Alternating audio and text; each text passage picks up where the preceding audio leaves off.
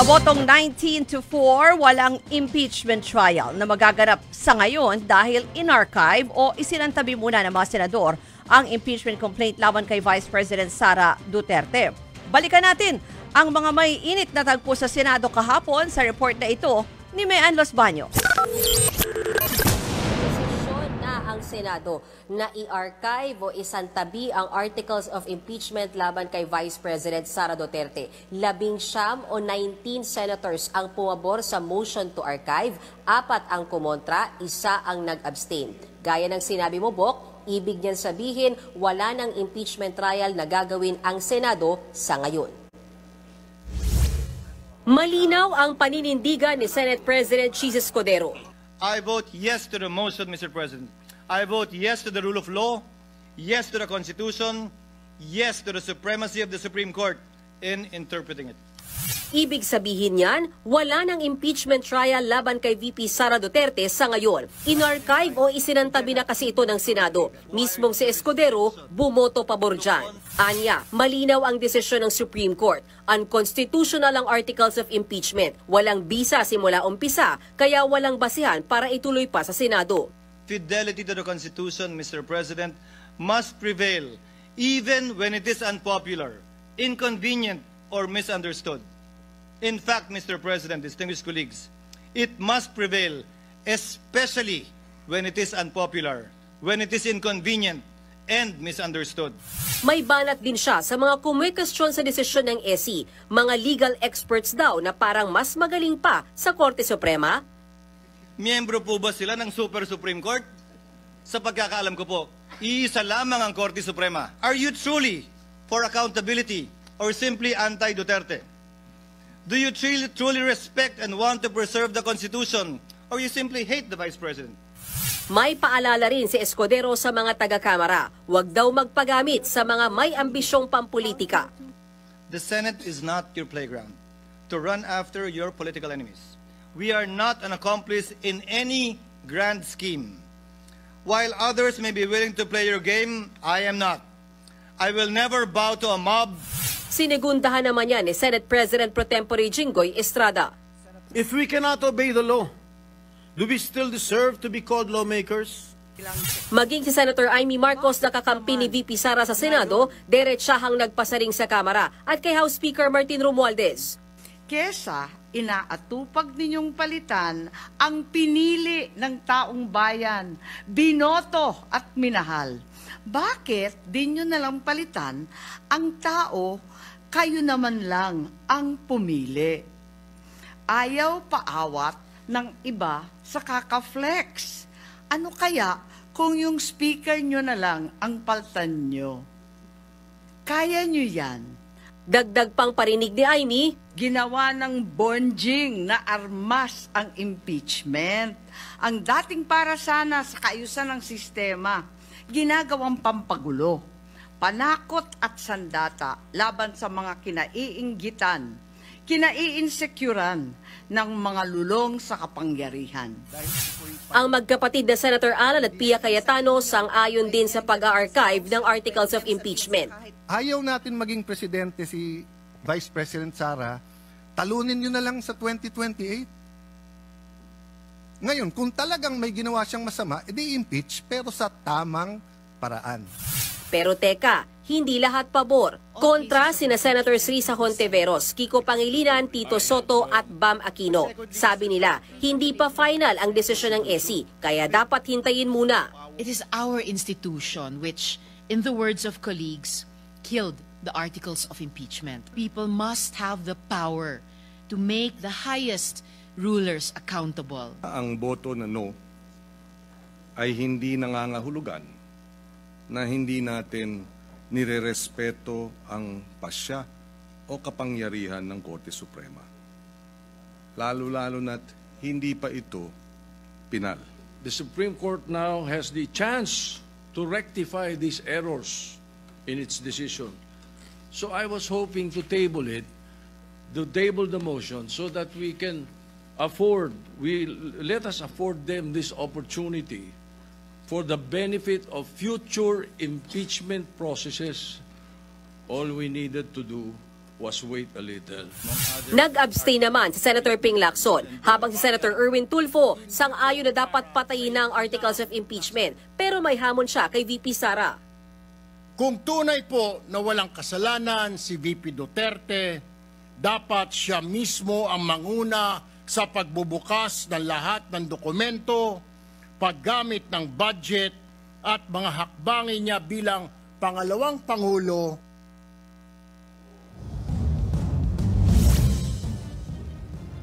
Bok, bago nga nauwi dyan sa botohan para i-archive yung articles of impeachment laban kay VP Sara Duterte, nagdebate muna ng 4 na oras ang mga senador mula alas 3 ng hapon hanggang alas 7 ng gabi. Nagsimula yan, Bok, nang tumayo si Senator Rodante Marcoleta at hiniling niya na i-dismiss na yung impeachment case laban kay VP Sara. Aniya, sangkatutak daw yung violation na ginawa ng Kamara para sa pagpasa at sa pagproseso ng impeachment case na yan.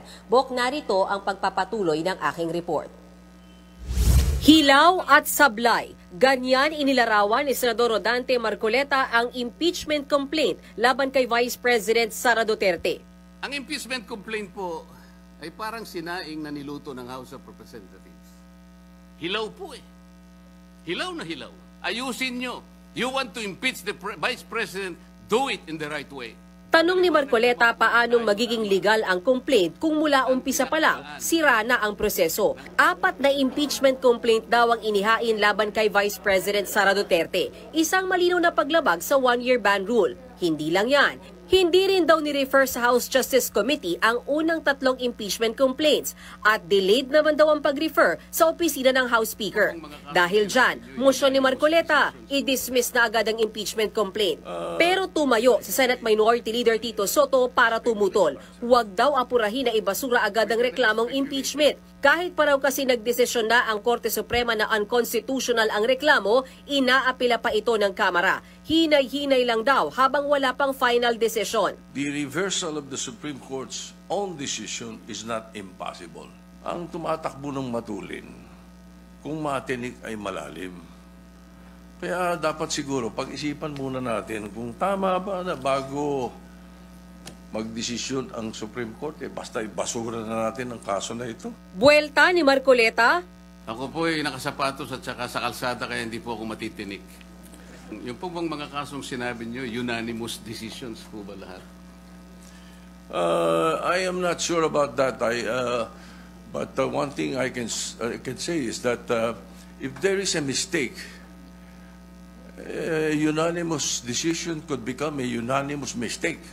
Dagdag pa ni Soto, hindi porket unanimous ang desisyon ng Korte Suprema, gaya ng sa pagturing nilang unconstitutional sa impeachment complaint ni VP Sara, hindi na ito pwedeng iapila. Si Senator Risa Hontiveros naman, nanindigang hindi imposible na baliktarin ng SC ang kanilang unanimous decision. Nagawa ng araw ito noon at naglapag si Hontiveros ng mga resibo. League of Cities of the Philippines versus COMELEC. Original decision 2008. Reversal on motion for reconsideration 2009. International Service for the Acquisition of Agri-Biotech Applications Inc. o ISAA et al. Versus Greenpeace Southeast Asia. Original decision, unanimous, December 8, 2015. Reversed unanimously on MR din, July 26, 2016. Pero kinwestiyon niya ni Marcoleta. Yes, but I am asking for qualification, Mr. President, whether these are bank decisions or decisions by a division. Na ang bank decisions po ito. Hindi po. Whether or I not am the replying to decisions... question. It has happened before. So yung ganitong klaseng milagro na hinahanap, posibleng mangyari din po dito. Si Senator Ping Lacson naman kinwestiyon kung paano nga ba i-dismiss ang kaso, gayong wala raw ito sa rules ng Senado at hindi rin sila nag-convene bilang impeachment court. No, wala tayo pong guidelines kasi wala po sa rules natin yung motion to dismiss. So anong guidelines ang susundin natin in addressing the motion to dismiss? Sa gitna ng banggaan, nagsuggest si Senator Alan Peter Cayetano na wag na lang motion to dismiss, kundi motion to obey the Supreme Court.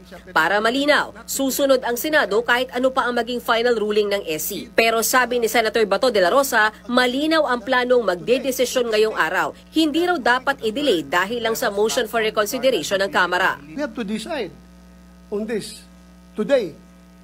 It was not part of the agreement that whenever the House of Representatives file a motion for reconsideration, ay ma-install yung ating plano to decide today.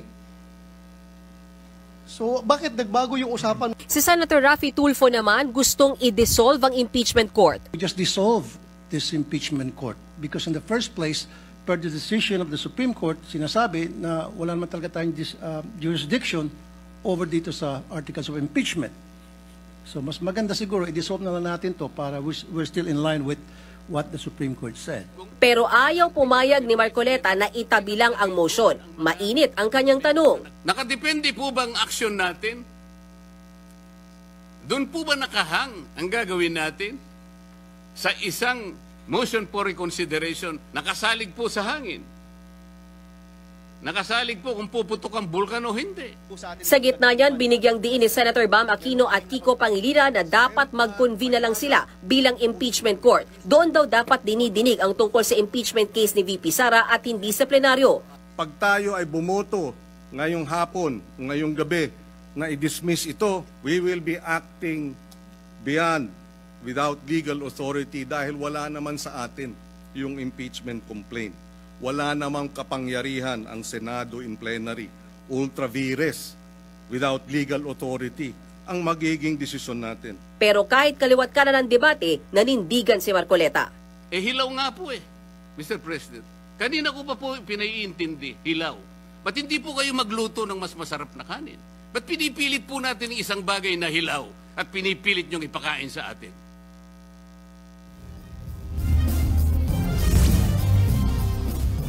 Bok, ang paglalarawan nga ng mga senador, maituturing ng patay ang impeachment case ni Vice President Sara Duterte. Pero pwede yang mabuhay in case lang i-reverse ng Supreme Court yung desisyon nito kung saan diniklara nga niyang unconstitutional yung articles of impeachment base naman sa motion for reconsideration na inihain ng Kamara. At ang suggestion at payo ng mga senador sa mga may balak pang maghain ng impeachment case laban sa vice, meron pa naman daw at pwede pang maghihintay hanggang February 6. Siguraduhin lang daw na susunod sa panuntunan ng Korte Suprema. Bok. Bok, help us understand this here. Kasi ang haba-haba ng diskusyon sa huli, ang pinagtalunan at pinagbotohan sa huli ay whether to table the Marcoleta motion or to archive the impeachment complaint. Pero in effect, tell me if I'm getting this right, in effect parang pareho lang epekto niyan. Na in both cases, whether you archive or you table, isasantabi mo ang impeachment complaint until matapos ang MR. Tama ba? Ano kaiba nila dalawa? Ganito. Mismong mga senador nagkalituhan dyan kanina. Yung unahin natin, tama ka, yung motion na to table ay hindi yung impeachment case. Ang motion to table ay yung motion to table the motion to archive. Meaning, ang gusto sana nila Senator Tito Soto, wag pagdesisyonan yung motion to archive. Ibig sabihin, i-table lang muna natin, tapos once lumabas yung final decision ng MR, saka tayo mag-usap muli. In effect, buhay pa rin sana yung impeachment case. Hindi, yung motion to table ay hindi motion to table the impeachment case. Motion to table the motion to archive. Ibig sabihin, wag pag-usapan, wag pagbotohan yung motion to archive. Pero dahil natalo yan, nag-proceed yung Senado sa pagboto dun sa motion to archive, Bok. Yeah. I'm getting you there. What I mean is that in the end result is basically the same. Iintay nila ang resulta ng motion for reconsideration at base sa pagdesisyonan with finality ng Supreme Court, doon sila magdedesisyon kung bubuhayin nila o hindi yung trial. Tama ba? In other words, tama. Kumbaga kung by implication, pareho lang. Go ahead, Bok.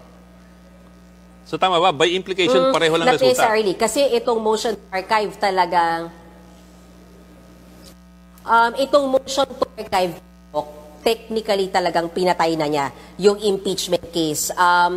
Mapupuhay lang siya kung pabaliktarin nga ng justices yung kanilang motion, which is sinasabi nga ng ilang mga senador, particular ni Senator Rodante Marcoleta, posibleng mangyari na majority of them ay babalik na rin yung kanilang desisyon. Whereas yung motion to table, buhay na buhay pa siya. Kasi pwede nga raw magpatuloy yung, kumbaga sinasabi nila, nagsimula naman na yung trial since nag-convene yung impeachment court. So nandyan lang siya, buhay siya, hihintayin lang natin yung MR. Kumbaga mas may life, may buhay, mas aktibo sana yung impeachment case kung na-table lang siya. Bok, sorry, naririnig ko yung sarili ko. Baka pwede ang Sige. ma-mute yung We'll have, sarili ko. we'll have Naririnig that ko kasi. adjusted here. Anyway, Bok. sige, go ahead, Bok. Another question. I understand dun sa votation, dun sa pag-archive ng impeachment complaint, si Ping Lacson, I understand, abstained. Why is that so? Parang sila nag-abstain eh. Oo, siya lang ang nag-abstain. Kasi naniniwala siya na dapat naman talagang sundin yung desisyon na sana nung Korte Suprema na sinasabi nga, ang isa sa pinakamalaking na pag-usapan kasi kanina, immediately executory. Kasi sinasabi nga dyan ni Senate President Escudero, kung wala sana yan, mas may leeway tayo na baka mag-iba yung desisyon natin. Pero malinaw ang sinabi ng Korte Suprema, immediately executory. So sinasabi ni Senator Ping, naniniwala siya dyan. Pero naniniwala din siya na dapat ngang hintayin na rin muna talaga yung motion for reconsideration. So dahil hati siya sa dalawang paniniwala na yan, nag-abstain na lang siya, Bok. Kahit pa yung mga kasama niya sa minorya, for example, Senate Minority Leader Tito Soto at Senator Risa Hontiveros, ay bumoto ng kontra sa pag-archive. Bok, one last question. I'm just taking a stab here. Naglabas kasi ng pahayagang ABS-CBN kanina with regard to the Supreme Court ruling where the Supreme Court cited an ABS-CBN report as one of the reasons for the apparent lack of due process. In particular, ang sinasite nila, ang sinasite ng Supreme Court ruling is on page 8, footnote number 30, where the Supreme Court said na there was no plenary vote done by the House of Representatives at all at diniretso transmit doon sa Senado yung articles of impeachment. In that case, footnote number 30, it was quoting an ABS-CBN report, which ABS-CBN today denied ever having made that report. And in fact, ABS-CBN is saying na in fact, we even aired live yung plenary vote ng House of Representatives. I don't know kung napag-usapan yan dyan, but I also understand si Senator Risa Hontiveros also raised that question. Was that ever discussed at length? Na-bring up yan, Bok, pero kailangan kong aminin sa'yo, ha. Hindi ko yan masyadong nasundan kasi nagla-live report ako kayo na. Pero yes, we heard about yung sinasabing pinagbasehan nga nung SC decision, but I don't think na-discuss siya in length, ano. Alam ko kasama lang siya sa mga argumento na inilabas ni Senator Risa Hontiveros kanina. Kasi in the end, pare-parehas lang naman talaga ng isinusulong na argumento sila yung apat, si Senator Tito Soto, Risa Hontiveros, Bob Aquino at Kiko Pangilinan na hintayin na lang natin yung MR. At bakit mo ba i-archive kung meron pa ngang nakaumang na MR or naka-file na MR at hindi pa nga final yung decision ng Korte Suprema. Pero ang sinasabi kanina kasi dun sa botohan, Boka, hindi na lang sa kaso. May mga pasaring na rin yung mga senador sa kapwa nila mga senador na parang bakit nyo ba gustong ituloy? Bakit ba kayo hindi susunod sa SC? Hindi nyo na deserve maging mambabatas kung kayo mismo hindi kayo sumusunod sa batas. So medyo ganoon na yung punto o yung direksyon ng botohan kanina po. Tsaka patutsada sa lower house. Matindi yung mga nilaglag kaninang kataga. Yes. Okay, maraming salamat, partner. Mian Los Baños, reporting live from the Senate. Mukhang talagang naglabas ng... Sama na loob, no? Oo, naglabas ng sama ng loob si SP Escudero kanina. Mahaba yung kanyang talumpate. Although, wasn't that a bit unusual? Sorry, I'm just adding this. Wasn't that a bit unusual? Chamber-to-chamber courtesy, parliamentary courtesy and all that. Pero harap-harapan yung well, hindi harap-harapan, pero diretsahan yung yung patutsada. Mainit mainit sa Senate President Escudero kanina kasi ang usapan nila dapat boboto ka yes or no, then explain mo yung vote mo. Pero kahit kami, medyo nagulat din kami na, uy, ang haba at hindi na masyadong explanation on vote. Talagang binira na niya yung mga kritiko ng Senado, simula pa raw nung umpisa, yung nagkikriticize sa kanilang pati yung pagpaparemand. yung mga legal luminaries na kinikriticize yung action ng Senado hanggang sa napunta na nga siya dun sa mga kongresista. So mukhang nag-ipon ng sama ng loob at inilabas kanina, Bok. Okay, maraming salamat, partner Mian Los Baños, live mula sa Senado. Thank you.